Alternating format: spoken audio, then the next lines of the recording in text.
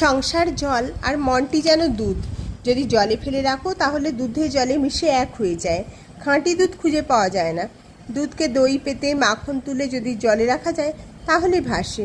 তাই নির্জনের সাধনা দ্বারা আগে জ্ঞান ভক্তিরূপ মাখন লাভ করবে। সেই মাখন সংসার জলে ফেলে রাখলেও মিশবে না, ভেসে থাকবে। সঙ্গে সঙ্গে বিচার করা খুব দরকার।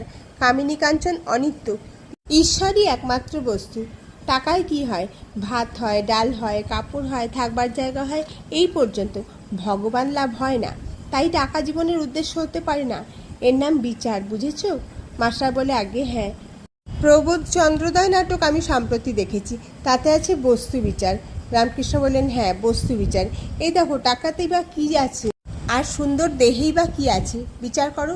সুন্দরীর দেহতেও কেবল হাড়, মাংস, চর্বি, মল, মূত্র এইসব আছে। এইসব বস্তুতে মানুষ ঈশ্বরকে ছেড়ে কেন মন দেয়? কেন ঈশ্বরকে ভুলে যায়? মাস্টার বলে, ঈশ্বরকে কি দর্শন করা যায়? শ্রীরামকৃষ্ণ, হ্যাঁ, অবশ্য করা যায়। মাঝে মাঝে নির্জনে বাস, তার নাম গুণগান, বস্তু বিচার, এইসব উপায় অবলম্বন করতে হয়। মাস্টার, কী অবস্থাতে তাকে দর্শন হয়? শ্রীরামকৃষ্ণ বলেন, খুব ব্যাকুল হয়ে কাঁদলে তাকে দেখা যায়। মাঘ ছেলের জন্য লোকে এক ঘুঁটি কাঁদে, টাকার জন্য লোকে কেঁদে ভাসিয়ে দেয়, কিন্তু ঈশ্বরের জন্য কে কাঁদছে? ডাকার মতো ডাকতে হয়।